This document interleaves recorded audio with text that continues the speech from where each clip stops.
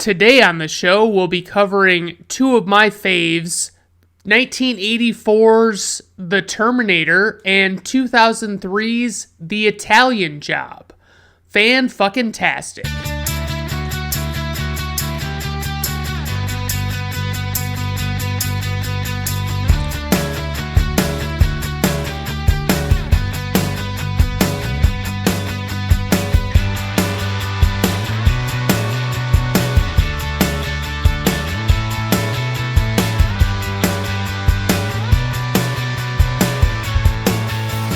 Alright everyone, welcome to Brandon at Random Reviews. I am your host, Brandon Griffiths. Thank you for tuning in, I do appreciate it. Today on the show, I'd like to talk to you first about some changes to my format that I'm toying around with. I'm trying to decide if I really want to change the way I've been doing things. So the format I've been toying around with, and it's kind of been set up over the last, this is the culmination of the episodes in that format. It would be basically the first episode would be like a bad couple of movies, okay? And then, I'd talk about why they were bad and everything terrible about them and all that stuff and what made them so horrendous. And then the next episode would be a new to me kind of episode where it's not necessarily new movies, but it's movies that I've never seen before that I want to cover on the show. And I think,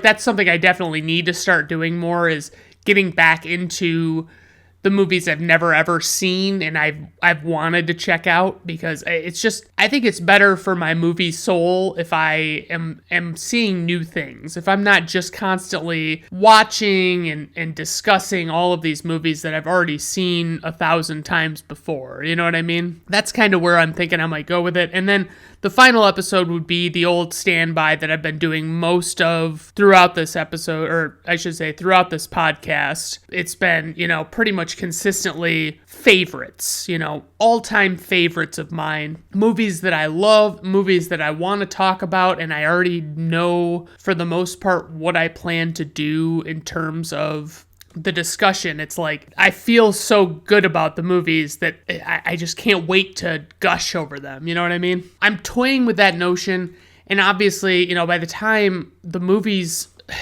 or by the time the episode comes out where this starts happening and you start noticing it, I won't know until I've recorded, 8 episodes farther into it. And then if somebody says, yeah, I really don't like this, and they're one of my 3 listeners, then that can be a problem for me. So I'm going to do this. I'm hoping that my instincts are right on this, and I can talk about some bad movies, and then some new movies, and then some favorites, and just keep that rotation going where I'm constantly discussing, because most of the bad movies I want to do are also new movies, because it's a lot better to get a fresh take on those bad movies. But I will do some that I remember as being bad movies, and I just want to revisit them. On a completely unrelated topic, I have been looking into, changing my choice of foods, and trying to find some stuff that's a little healthier than these super cheap processed foods that you can get at the grocery store. I was looking into these Catalina Crunch cookies, and I was looking at them, I'm like, my God, like, they're super fucking expensive. Like, I was looking at a variety pack, and they were like, $40 for a pack of like 4 different kinds of cookies, and there were like 16 cookies in a box for each of the flavor. So 16, so you get 64 out of that, which is, it seems like a decent amount, but for almost $40, that's like almost $1 a cookie. Get the fuck out of here. And so, looking at the price, it's, if you bought an individual box, it would be $10.95 for 16 cookies, and it would work out to 69 cents per cookie. Okay, that's pretty fucking pricey. Oreos are $3.99 for a regular pack of them, that you'd buy at the grocery store. Not like a pack, like a sleeve that you'd buy at the, gas station or convenience store, like an actual full pack of them.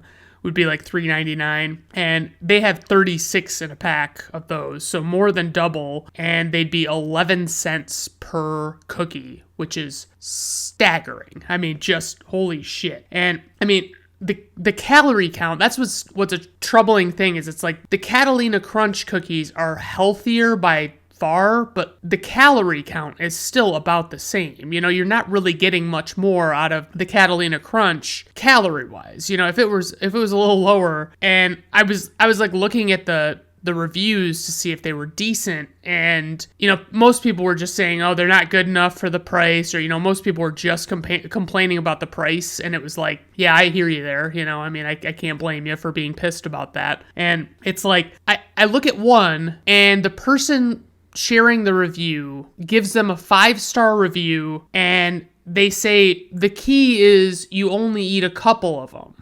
Well, yeah, that's the trick, isn't it? You know, like, of course you should only eat, because I mean, the serving size of Oreos, it's only for 2 cookies. It really is. It's a very small serving size, and they're like 140 calories for just 2 cookies, you know? And that's a lot of fucking calories, in my opinion. And when I saw that, I was just like, are you fucking kidding me?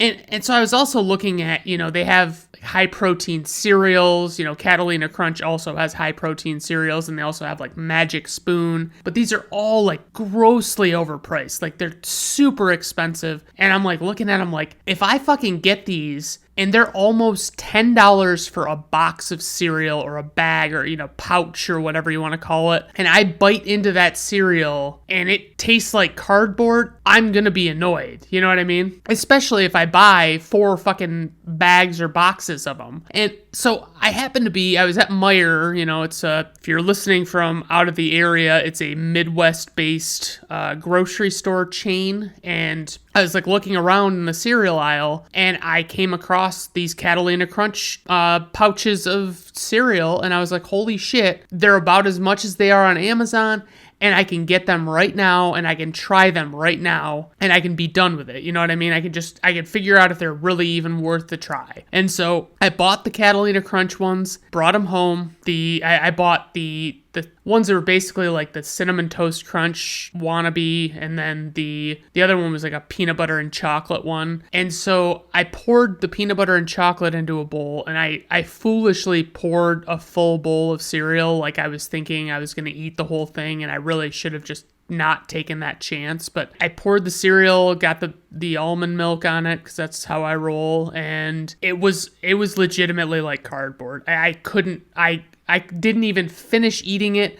I used my hand as a sieve and drained the milk back out of it into the sink, and I threw the fucking cereal away. And then I tried the cinnamon ones just for good measure, and lo and behold, they were not quite as terrible as the peanut butter and chocolate, but they were pretty fucking terrible, and I don't think I'll be going back to give them another try. It was a big letdown. And luckily, like, I bought some Lucky Charms, which are, you know, Old Faithful. You know, you can always count on Lucky Charms, and I really enjoyed them, and so I had a bowl of them to like kind of get the taste out of my mouth from the other ones. But yeah, I mean, it's always worth trying those new things, but it's not always, it doesn't always pan out. I guess I'll dive into The Terminator, which was released on October 26th, 1984, and it was directed by James Cameron. He made a movie called Xenogenesis, which I've never heard of, and Piranha 2, The Spawning, which I have never seen. I've only seen the first Piranha movie. He made the sequel to Aliens, which was a huge hit. It was a really good movie.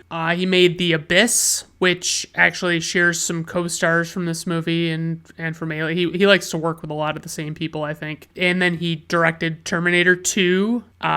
He directed True Lies, which is a favorite of mine. And he directed Titanic and Avatar. And now he's making all of these fucking Avatar movies that are coming up too. So I'm just kind of like, okay, man, like, you have at it. I will leave you to do that and never, you know, I mean, presumably he's going to be making these until he's fucking ready to retire, and I'm not going to watch another new James Cameron movie ever again. So I was looking up the credits for this movie, and, James Cameron wrote the movie The Terminator, and I realized that I would see, I was looking at his filmography and what he's written, and it would like differentiate from one movie to the next if it was like a story by credit or a screenplay by credit, or whatever it is. And I don't have any fucking idea what the difference is. I don't know if somebody tells me that it was a story by writer. I don't know if that means that they wrote the overarching plot, but they didn't really write any of the fine details. I don't know anything. I assume that's probably what it is, but who the fuck knows? He wrote Rambo, which is First Blood Part 2, by the way. He wrote a movie called Strange Days. He had some kind of writing credit in the movie Alita Battle Angel, which I was a big fan of. And he also was involved with Terminator Dark Fate, which there are quite a few sequels and spin-offs of this series, and they're, pretty much all you really need to watch is the first one and the second one, and then you can just fucking abandon ship and you're pretty good. I liked Dark Fate, but I don't know that most people would, So Brad Fidel composed the score for this movie, and I didn't see anything on his resume that stuck out to me, but this theme song is spec-fucking-tacular. I love it. I love the theme song to Terminator. So fucking great. Can't get enough. He came back for Terminator 2. He also did the True Lies theme, the whole score, I should say. And it's really great to get that in a movie. If you can get a good score, it makes bringing the movie home so much easier. You know what I mean? Obviously, Arnold Schwarzenegger is in this movie, and, he plays the Terminator, the T-800 or whatever. And, I've talked about him in the Predator episode. He's in a lot of favorite films. He's overall solid, and I think he really did an amazing job. He's got very little to do in the way of acting in this movie, which I'll get to in a minute, but he is great in this movie. In this role, it's perfect for him. I think he's spectacular. Linda Hamilton is also in this movie. She is Sarah Connor. She's basically in nothing but other Terminator movies. So that's, if you're a big Linda Hamilton fan, I guess you just kind of have to dig into IMDb and take your chances, because I don't fucking recognize jack shit from her filmography. And then we've got Michael Biehn. I believe Bean is the correct way to pronounce his name. It's Biehn, and he plays Kyle Reese. He was in Tombstone, he was in The Abyss, which was another James Cameron movie. He was in Aliens, another James Cameron movie. He's in Planet Terror, The Rock, and Deadfall, which was a terrible fucking movie with Nicolas Cage, and fucking awful. I fucking hated every minute of Deadfall. And Nicolas Cage is as unhinged as you'll see him get in many movies. Other than, I think, Vampire's Kiss, it's probably the worst you'll see Nicolas Cage get. So I really do need to check out The Abyss, apparently, because I've just never seen it. I never really heard anybody talk about it. And I'm just intrigued because it seems like it could be good, So casting notes on this movie, just before we get into the actual plot of it, into the meat of the old deal. Arnold Schwarzenegger was the original choice to play Reese, which made executives feel like they needed to cast someone even more famous to play the Terminator, okay? Mel Gibson and Sylvester Stallone both turned down the role of the Terminator. The studio suggested O.J. Simpson, but apparently Cameron legitimately said he didn't think that people could take him seriously as a killer. And that's like an actual thing that it's pretty amusing, but it's kind of ridiculous too. Cameron didn't want Arnold for this movie in the Reese role, and so he basically decided he was going to meet with Arnold Schwarzenegger and he was going to concoct like a fight, basically just throw together this, he's going to start an argument with him, and all of a sudden during this, meeting, Arnold starts talking about how the villain should be played and how this Terminator should be. And Cameron realized then that, he was a good fit for the villain and not the Reese role, right? And he would have been fucking terrible as Reese. It would have been a completely fucking different movie. It's not just when you substitute one actor for another. It's like you're substituting Arnold Schwarzenegger for a guy that is basically just American. Michael Biehn, he's a very average looking guy, he's not like a fucking bodybuilder, you know what I mean? So it's like you're putting Arnold Schwarzenegger in this, and then you're going to have him have a romantic relationship in the movie. I don't think so. That's a bad idea. So some of the others that were considered for Reese were Sting, Christopher Reeve, Mel Gibson, Matt Dillon, Kurt Russell, Tommy Lee Jones, and Bruce Springsteen. Others considered for Sarah Connor were Jennifer Jason Leigh, Leah Thompson, Rosanna Arquette. There were a few others, but I basically just name off people that I've heard of because if I see their name and it doesn't jump out at me as oh yeah, they're really, somebody I know, they're somebody famous, I don't feel like sharing it with you. So anyway, basically the premise of this movie is, and I'll read the intro graphic thing, the thing that comes up on the screen at the beginning of this movie. But basically, this movie is about a cyborg going back in time from 45 years ahead,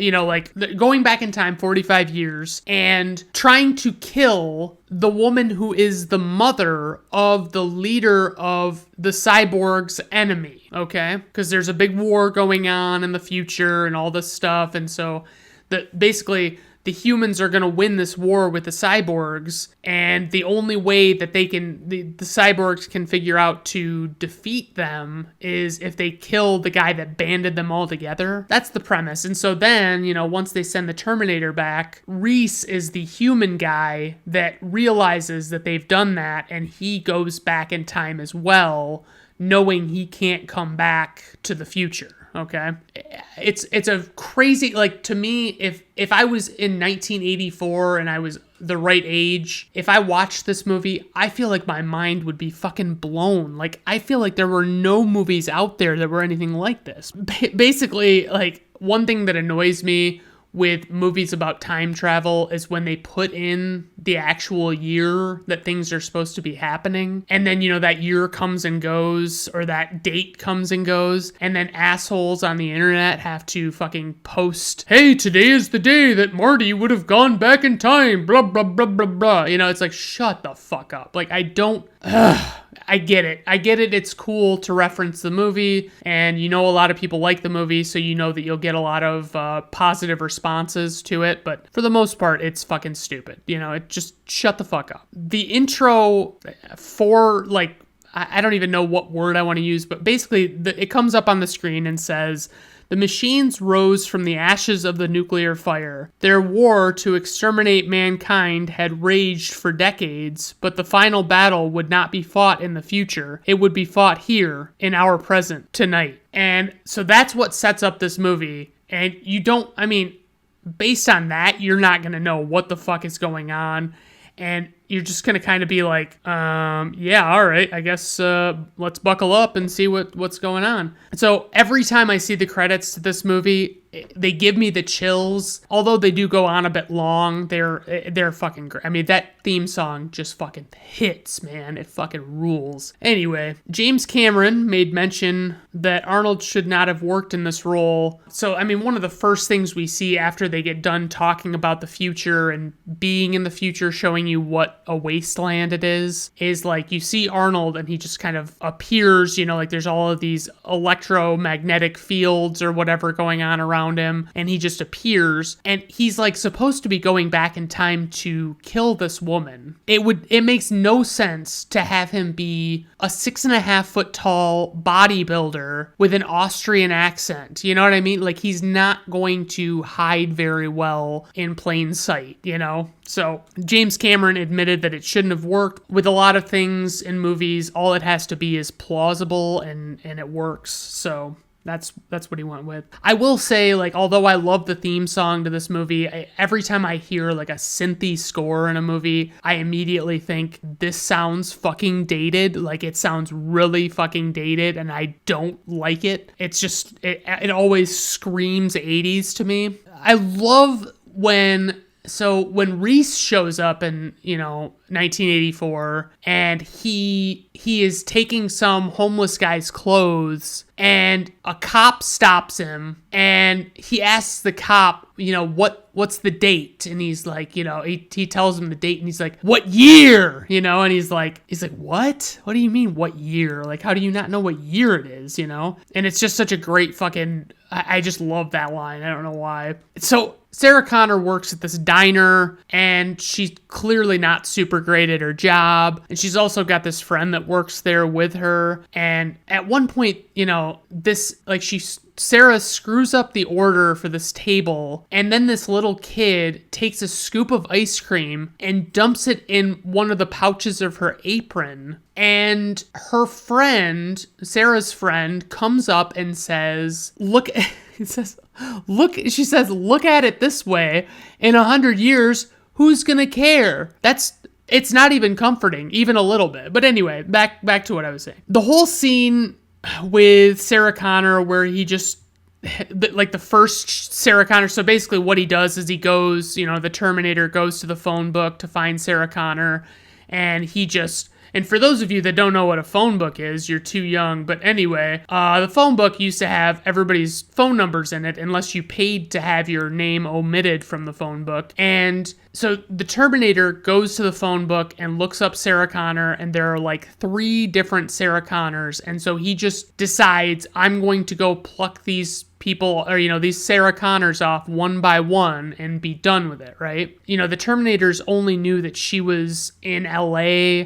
They didn't know exactly where. They didn't know a lot of stuff about her. It was just kind of, up in the air for them. So they went to LA and they looked her up and they figured out where the fuck she might be. And I remember when this happens, okay, so when he goes to the first Sarah Connor, he has, he's already stopped at this gun store, and he pulls out this gun with this laser sight, this like pistol that has a laser sight on it. This woman answers the door, and he's like, Sarah Connor? And she's like, yes. And he like forces the door open even though it's chained shut, and he just fucking starts shooting her and just repeatedly shoots her until, she is more than fucking dead, and it's more than enough. They show at like Sarah Connor, like the real Sarah Connor's apartment, she has a roommate. Her roommate's getting ready for a date, and her roommate's boyfriend calls, and Sarah answers, and he immediately launches into this super fucking raunchy, dirty talk with her, thinking that it's the roommate, and Sarah lets him go on for a while, and it's just kind of like, what are we doing here? And so it's like, I'm not very old, but I am old enough to remember the days before everyone had a cell phone, and before that was like the primary method of communication. And I remember when I would call someone, and I would, someone would answer, even if it was a woman or a man, or, if it was the gender I was expecting to answer, I would say, hello, is so-and-so there? Just basically break that ice and make sure you're talking to the right person, especially if you're gonna fucking talk about sex shit. You know what I mean? Like, what the fuck is the matter with you? I was looking at there's a white guy that is presenting these files because, 2 Sarah Connors have been killed, and he's presenting them to the police chief. This guy, it's like, he looks really familiar, and I can't fucking place him. And I look him up on IMDb, and I know that it's not like one of those, he looks like somebody else. It's definitely the guy that I'm thinking of. You know what I mean? And I'm like, what do I know him from? And as I'm looking through it, I'm seeing nothing. And I'm like, oh, I know what I know him from. I know him from the 1984 film Terminator. And that's it. That's all I know him from. So I just felt like a big dumb fuck when I did that. And the other thing at Sarah and her roommate's apartment is her roommate has recorded this outgoing message on their machine, and it's like, she answers it like, "Oh, hi there." And then she's like, "Oh, gotcha. I'm not really here." And it's like, people that do that shit are the fucking worst. Like, they really think they're fucking special. You know what I mean? They think they've really done something crazy. It aggravates me to no end. I can't stand it. And like, the reason I mentioned the answering machine is like the amount of exposition going on with these answering machines is ridiculous. You know, like, basically Sarah, you know, she gets like her date cancels on her or whatever, and she tries to call her her apartment to get a hold of her roommate, and you know, the Terminator's already gotten there and killed the roommate, and she's like explaining exactly where she is. She's like, "Oh, hey, by the way, you know, like, a guy's totally trying to kill me. He's chasing me. He's hunting me down. He's really looking for me.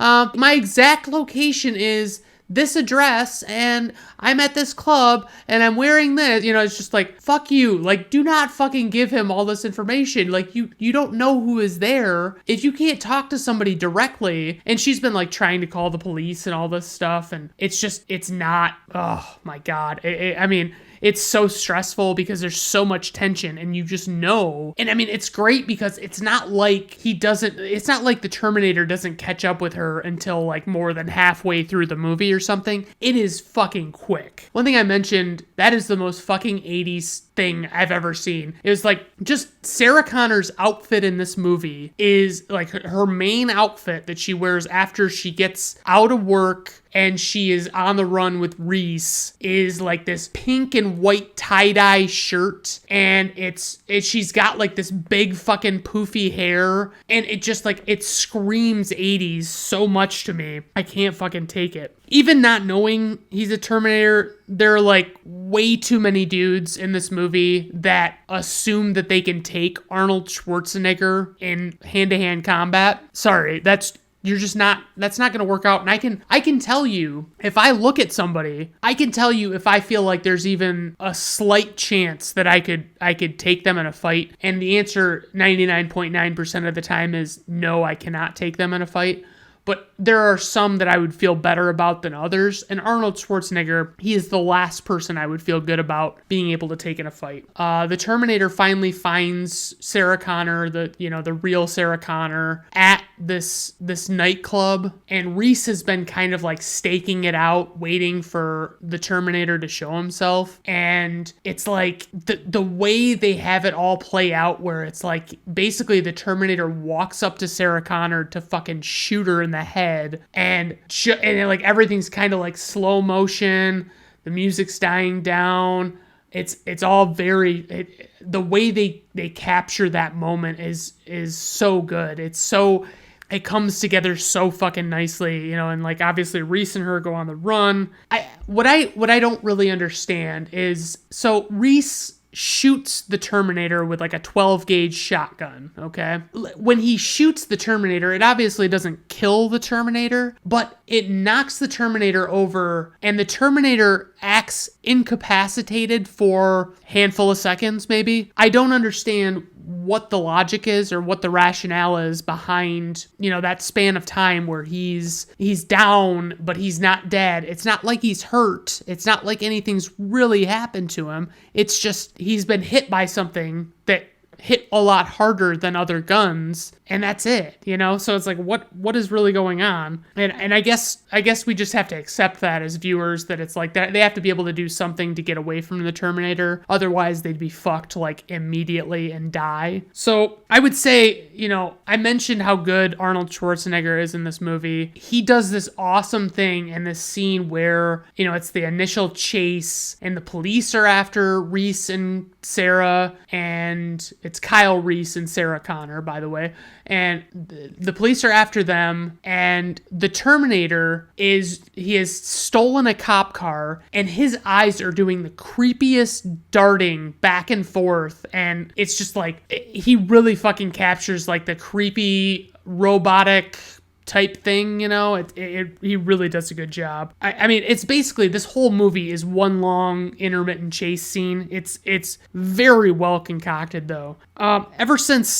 Ever since I got my glass eye, because there's this scene where, the Terminator has, he's got all of his battle wounds or whatever, and he goes to this, like, abandoned hotel or apartment or whatever. He, like, cuts his eye out of its socket and pulls it off, and you can, like, see the red glowing eye behind it. And, like, ever since I lost my eye, I've wanted to do a Terminator cosplay, taking my glass eye out and then put in like a glowing red light. The problem is I haven't been able to find something that would work for that long. And I want it to be able to like really look legit, I want like a battery operated red light that would fit in my glass eye that I could just put in there and see how it worked. But I have yet to find one. So, let me know if you come across one. And like every time you see the Terminator, if it's a slower scene, you still get the theme song, and in the faster scenes, obviously you get some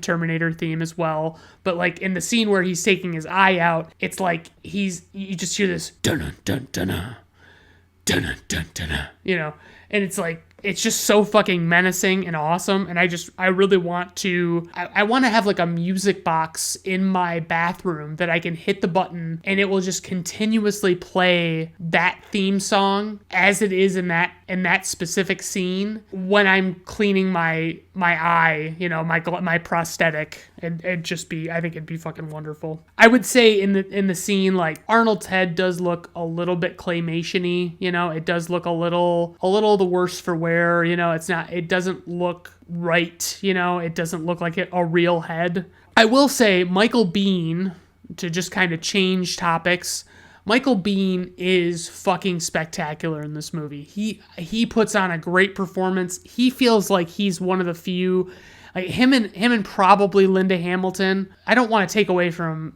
Arnold, but like Biehn does an amazing job in this movie, and he's not, winking at the camera or anything like that. He's dead serious, and it is just fucking great. I love it.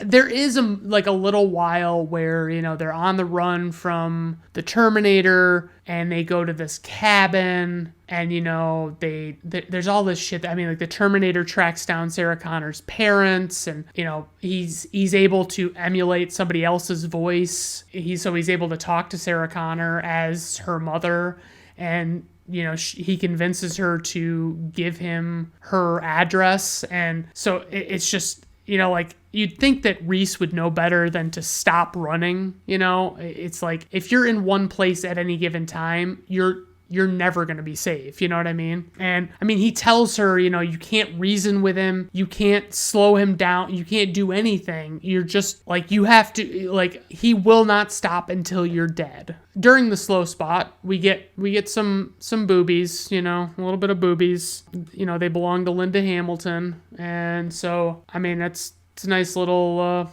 consolation prize for the slowness of this sequence. I was starting to think at this point in the movie, though, that perhaps Terminator 2 Judgment Day is a superior film to this. Like, I know a lot of people already say that. I'm not acting like I'm being original in that, but I'm saying that, like, T2, I don't remember there being as big of a slow stretch. And, like, there's the scene where they're out in the middle of the desert in T2 where, they go to visit Sarah's friends or whatever. I don't know. I gotta watch T2, but it's a tough call. I'm thinking I'm leaning towards T2 for this, but there's this scene where they're running from the Terminator in a truck and he's pursuing them on a motorcycle, and Reese has Sarah driving the truck and Reese is throwing pipe bombs at the Terminator, and it's pretty cool. It's really great, like, how well they set up that, like, yeah, you're not fucking stopping this guy, you know what I mean? Because he does a pretty fucking solid job of landing these pipe bombs, and the Terminator just rides right the fuck through them. Just does not care at all. And so I love, like, Reese is about to die and, he's just like limping along, and they're convinced that the Terminator is dead, and they because Sarah took a pipe bomb, and because the Terminator took over like a tanker truck, and Sarah used a pipe bomb to explode that tanker truck, and the Terminator was still inside the truck, and like you see him like come out and like fall down on the ground, and like while Reese and her are getting ahead of themselves, it's like he pops up, and all of his skin's been melted off and shit, and like it just didn't, it's like that scene taught me I need to confirm the kill whenever possible. And I've talked about it before. You've got to fucking make sure that those kinds of people are dead, because they'll just keep coming back if movies teach you anything. So I said, this movie always taught me to confirm the kill before celebrating and getting sappy. And I said, also, never get sappy. And that's really an embodiment of my outlook on life. The design of the Terminator is fucking spectacular. I really like it. It's a really cool look. They put a lot of work into making it work, and apparently it took like 6 months to develop or something. There are so many false alarm deaths of the Terminator in this movie, and it's great. It keeps the tension building, and it keeps you on the edge of your seat, and that's what's great about it. Obviously, eventually Sarah does kill the Terminator, because that's literally the only way she could slow him down. She basically leads him into this press in this factory, and he's reaching and trying to grab her, and he's only he's got no legs left, and he's just clawing at her neck, and he's just there, and he's caged in, but she can't really get away from him very easily either. And it's she deliberately says, "You're terminated, fucker," and then hits the button to crush him. And I'm like, man, I'm sure a lot of people think that line is super iconic, but to me, it's why don't you just not say anything at all? Just not say that. You know what I mean? That'd be fucking perfect. So yeah, there's that. And then, so I said, quick, Sarah, hide all those pieces of that Terminator so that it doesn't come back to haunt you, because, that's totally what happens in Terminator 2, is that they've taken the pieces of this Terminator and used it to develop the Terminators. This entire film series is so full of ridiculousness with shit like that. And at the end of the movie, because you find out that basically, because Kyle Reese and Sarah Connor have sex, and he keeps telling her about her son, John Connor, and how her son never really talked about his dad and all this stuff. And it's okay. So they end up having sex, and it's because at the end of the movie, she's out driving in this Jeep or something, and she's recording herself on a tape recorder, and she's pregnant, and she stops and says, "Should I tell you about your father? Boy, that's a tough one." And I'm like, you think? Your father is a walking fucking paradox. Your father is not... You sent your father back in time to protect your mother, and your father... So basically, there's such an infinite loop of okay, if John Connor had never been born, he couldn't have sent him back in time, and if he couldn't have sent him back in time, then he couldn't have been born. And it's just, holy shit, it's too fucking much for me. So I think I've said all of the positive things I can say. The only thing that I was missing in this movie that I forgot was in the second movie was the twirl of the shotgun, the sawed-off shotgun that the T-800 uses in T2. Fucking great. Just love it. But it was obviously not in this movie, so that's the way it is. James Cameron decided to make this movie after having had a dream about a metallic torso carrying kitchen knives, and he decided to make a slasher film about a robot. And Cameron's agent at the time didn't like the idea, so Cameron fired him. Cameron's original draft was pretty much Terminator 2, but he realized that they really didn't have the technology at the time to do what they needed to do to make Terminator 2. So Cameron sold the rights to this story to Gail Ann Hurd, who she bought it for $1 from him, as long as on the condition that Cameron was allowed to direct it, she bought the rights, and she gave him some notes on his script and basically made him give her a writing credit on this movie. And it's like he had openly said that she didn't do any actual writing on this movie at all. She did nothing. She gave some notes, and I didn't even take all of her notes, and that's it. So it is what it is. Schwarzenegger speaks 17 lines in the film, and he says fewer than 100 words. The theme song is in the unusual time signature of 13/16, which is just a neat little tidbit if you know anything about music, which excludes me. Linda Hamilton and James Cameron were once married following this film. I didn't see like what years they were married or, for how long or whatever. The genre of this film and a movie like Blade Runner is considered tech noir, and so it's like a futuristic noir movie. And then so the nightclub that the Terminator first finds Sarah at is called Tech Noir. At around 36 minutes in, Schwarzenegger and Bean are in the same frame for the only time in the movie. I always find that interesting. It's kind of like in Sin City when they were talking about shooting all these scenes separately, or without certain actors and stuff. And Mickey Rourke and Elijah Wood hadn't ever met in person until the movie was premiering, and they had a fight scene together. So yeah, that's pretty nifty. The runtime of this movie was 107 minutes. The budget was $6.4 million.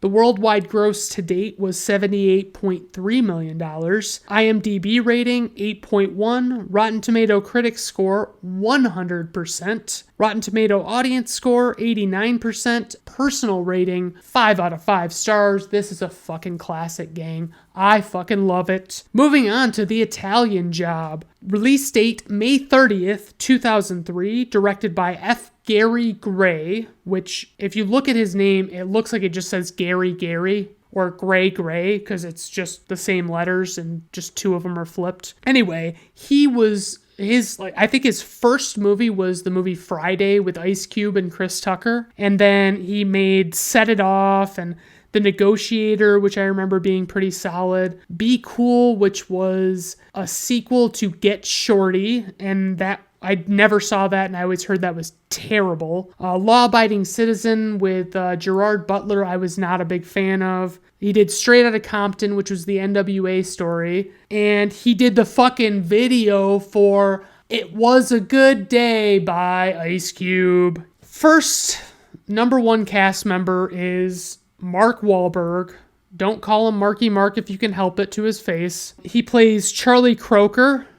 He was in, some of his notable movies. He's got quite a few. I used to be quite the big fan of Mark Wahlberg, but he's kind of fallen off recently. But he was in The Departed, Boogie Nights, The Fighter, Ted, Four Brothers, Lone Survivor, Contraband, The Happening, terrible fucking movie, by the way, Invincible, and We Own the Night, which I need to revisit. He was in a movie called Father Stew. I need to watch that because I think I might want to make fun of it. It's got like Mel Gibson in it, and he plays like a man of the cloth, and he is like an ex-con or some fucking thing. And there's another one of his that I really need to make fun of, which is called Joe Bell. And it's just, the movie is fucking, it looks fucking stupid. And so anyway, I got to check those out. Charlize Theron, who is, as I mentioned, always hot. She plays Stella Bridger in this movie. She was in Monster, Mad Max Fury Road, which is fucking solid. I'll probably do an episode on that at one point. Bombshell, The Fate of the Furious. She was the villain in that. She was in Long Shot with Seth Rogen, which I hated. She was in Atomic Blonde, which I've never checked out. The Legend of Bagger Vance, and The Devil's Advocate. The Devil's Advocate was terrible. Edward Norton, he plays Steve Frizzelli. A little note about Edward Norton in this movie. He only did this movie to fulfill a 3-film contract with Paramount. He had repeatedly refused other offers for different movies, so he got kind of coerced into doing this film. And he was very visibly displeased with having to be in this movie at all times when he was on set. He would just clash with crew members and things like that. When the film was successful, the producer of the movie bought gifts for all of the cast, and he returned his gift to the producer and said, give this to someone you actually like or someone who actually likes you. Wow. I mean, he seems like, I've heard stories about him and him seeming like he'd be douchey to work with, but like, my God, that sounds fucking bad. But I love Edward Norton. I think he's a great actor. I think he's got a lot of talent. I just, it's unfortunate when you hear that somebody's, if any of it's not true about him, I would still say that if somebody asked me to like pick the actors in Hollywood that would be great to work with, I would definitely not mention him. I would not think he would be good to work with.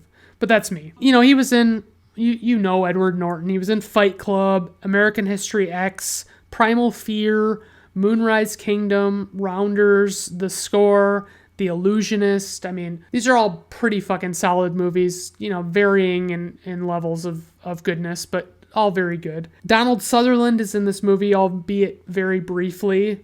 He plays John Bridger. He was, you know him from like the Hunger Games movies, and he was in Pride and Prejudice with Keira Knightley, and he was in A Time to Kill, which I covered on my blog, brandon@randomreviews.com, because I finally got that domain name, yeah. Jason Statham is in this. He plays Handsome Rob. He was in Snatch and Crank and The Transporter, just those kind of, and he's in the Fast and the Furious movies.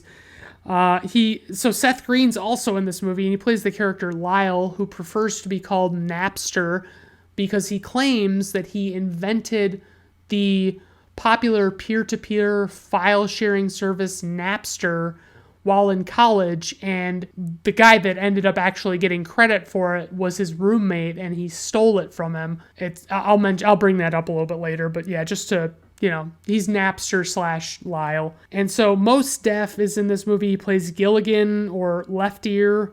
He is, he's pretty popular, pretty well-established rapper, but he's a really good actor. He was in Hitchhiker's Guide to the Galaxy, which I couldn't sit through. I thought it was fucking terrible. Like, I listened to the books on audio, or to the book, I should say, and it was pretty decent. Like, I liked it. And when I watched the movie, I was just like, holy shit, this was not what I was picturing at all. He's also in a movie with Bruce Willis called 16 Blocks, which I remember being pretty good. This movie is basically about a team of thieves steal a bunch of gold in Italy, and then they get double crossed by one of their team, who is played by Edward Norton, and they have to concoct what do I want to call it? They have to concoct like a heist to get them the gold back from him, okay? So that's just the basic rundown. I mean, there's some cool stuff in here, because there's a scene where they blow the floor out from under a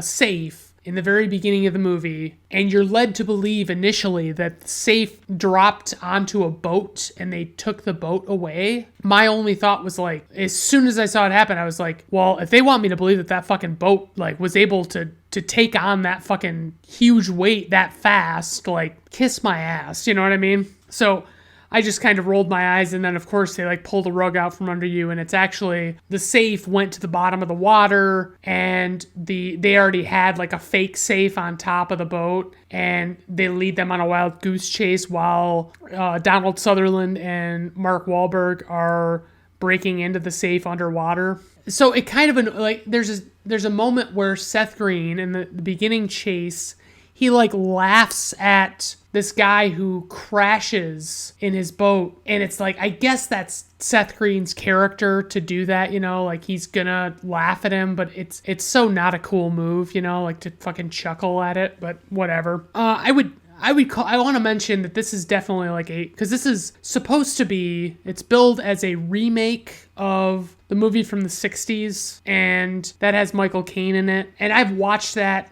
a few years ago now, and it's Michael Caine, I only like old Michael Caine, I haven't found a movie by Michael Caine that was particularly good that I watched where he was young in it, you know what I mean? And I know that was when he like made a name for himself, but still. So basically, this movie is nothing like that original movie. So I would call it more of a reboot than a remake. And I mean, they only shoot the beginning in Italy, and that's why they call it the Italian Job. And the people who wrote the movie only saw the original movie once to get like little hints of inspiration, but they didn't like take real elements from the story to go with, you know. And it just, every time I see, you know, in a movie like this where they're moving gold around and they're just trying to, you know, take it away from one place to another in a hurry under duress, it's like I immediately think to myself, what in fuck's name? Like, do you realize how heavy gold is? Do you realize how heavy it is? So the value of the stolen gold is listed as $35 million. In 2003, when the film was released, gold prices ranged from around $320 to $420 per ounce. At an average price of $370 per ounce, $35 million in gold would weigh just shy of 3 tons at 5,912 pounds. That's a fucking ton. It kind of reminds me of, like, I remember especially like the movie Rush Hour, they had this ransom, you know, it was $50 million, and they wanted it in small denominations, you know, like 20 million in 20s, you know, 10 million in 10s, 5 million in 5s, whatever. And like, they talk about it, they're like, oh yeah, by the way, that amount of fucking money, like they have it transported in the movie in like 2 small briefcases, right? And they say like, you would need so fucking much more, like it would take up so much more space than that, but it is what it is, you know. It's just, if you don't think about it too much with shit like that in movies, it's not a big deal. So when they get back originally, before Edward Norton double crosses them, it's like they're talking about what they're going to do with it. And he can't even think of a bullshit thing to say, to just make up, to say that he's doing with this fucking money. And I'm like, what planet do you live on, dude? Like, you can't think of anything that you like a lot that you want more of? Like, get the fuck out of here. They started playing Pink Floyd's Money, but it was like a cover version of it, you know? And I did not enjoy it. I always hate when they try and do that in movies where it's like, yeah, I'm not going to be fooled by the cover version. Like, I know that's not Pink Floyd. And it irked me a little bit. So there's a moment where they're tracking down where Edward Norton's character is, and they're looking through his window at his TV, and he turns on the TV and you can see a young Michael Caine. I'm assuming that is a shot from the original. I don't remember the scene, but like, it just looks far too familiar, you know? It's like, I think that's probably fucking the Italian Job on, you know, like the original Italian Job in this movie, which is, it's a funny little nod, so whatever. They do a bunch of they do a handful of backstories of all these characters, you know, explaining what made them who they are, or what kind of person they are, or whatever. And when they talk about the guy, you know, Seth Green's character, Lyle, as, you know, like how he had the Napster program stolen from him by Sean Fanning, in the flashback scene where they show Seth Green, like, he falls asleep and his roommate goes to steal his floppy disk from his computer, they actually show, like, it's really Sean Fanning. Like, Sean Fanning did the role in this movie of the, like, just as a joke, you know?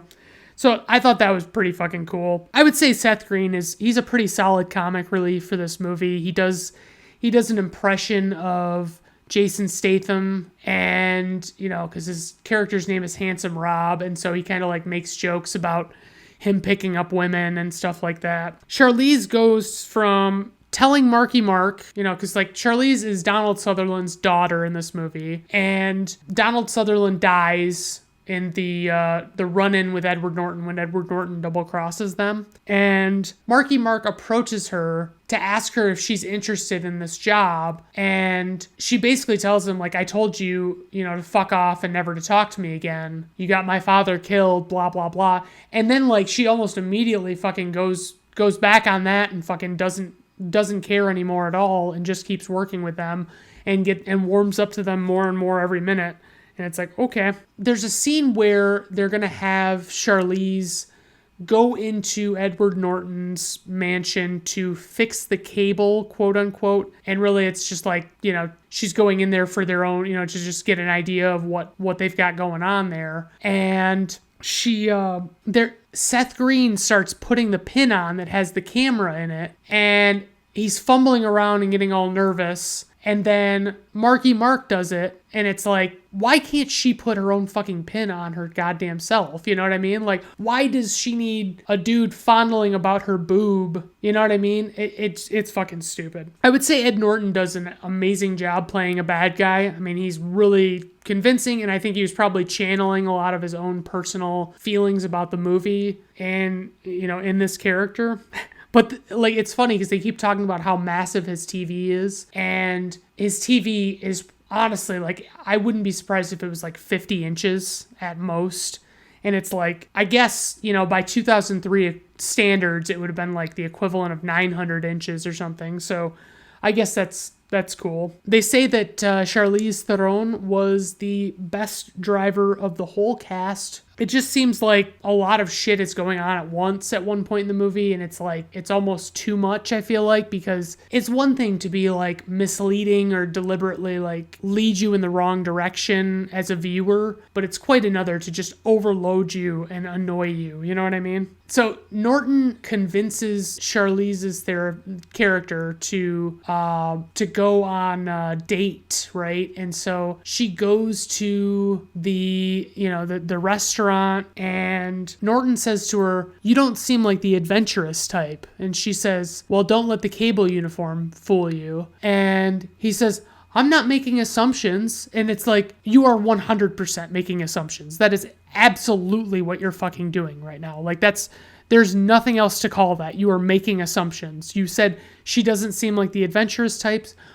What else is there? You know what I mean? And at the same scene in the restaurant, I decided I was officially over the whole concept of the scene where it's the cliche where the bad guy says something to upset one of the good guys, and the good guy comes at them they're gonna physically attack them, and people have to hold them back. And that's what happens. Ed Norton makes a comment about Charlize's dad or whatever, and Charlize comes at him and they hold him back or hold her back, and it's fuck off.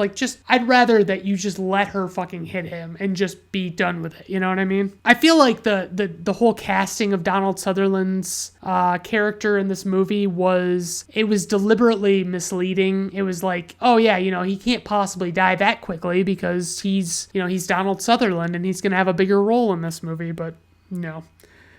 So when they finally are on, Edward Norton is going to move, he's basically jumping ship with the gold that he knows these guys are trying to steal. And he has 3 different armored trucks to kind of mislead, and to confuse, to just basically interfere with, what their plans are, because he knows they're going to try and get it. And so, they're able to figure out which one it is, and they get into the truck, and they're going for the truck. It's an armored truck, and they take a crowbar to it for, I don't know, 5 seconds maybe. And it's they're fucking into that armored truck with a crowbar that fucking quickly. So yeah, anyway. So, I mean, there's a big showdown with Ed Norton he's in this helicopter, and Mark Wahlberg is in this Mini Cooper, because there's all these Mini Coopers they're using to transport this shit, and because they're small and easier to,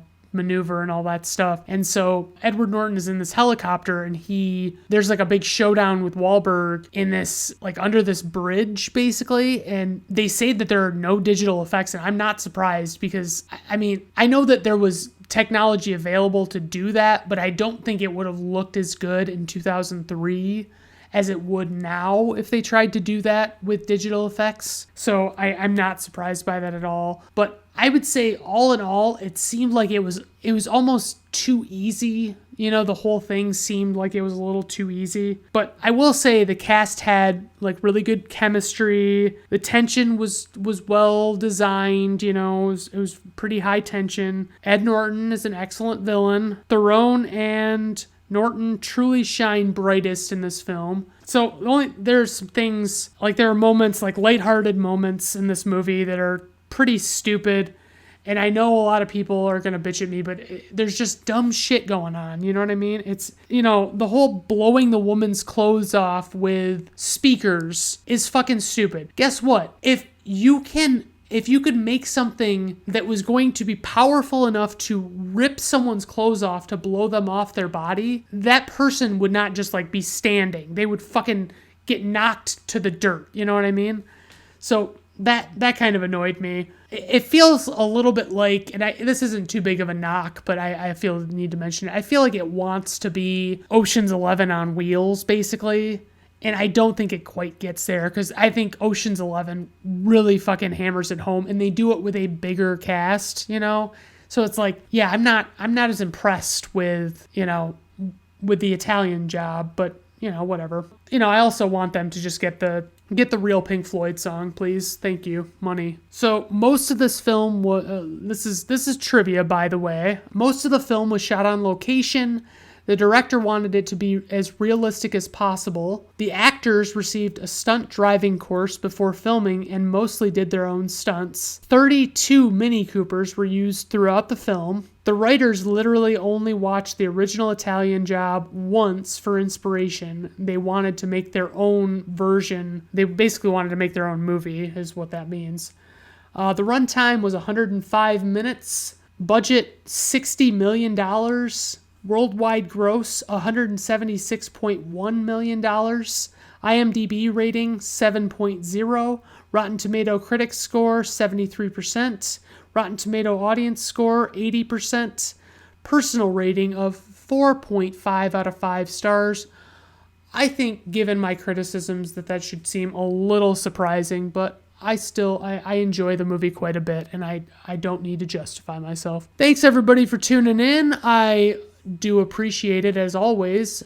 Stay tuned if this new format actually works out. If you don't like it, obviously let me know. If enough people tell me that they don't really care for it, then I'd be happy to hear about it and change it up again. But I'm trying to find a rhythm. I'm still pretty early into the infancy of this podcast, and I'm trying to get there. So, all right, everybody, have a good rest of your day. Thank you.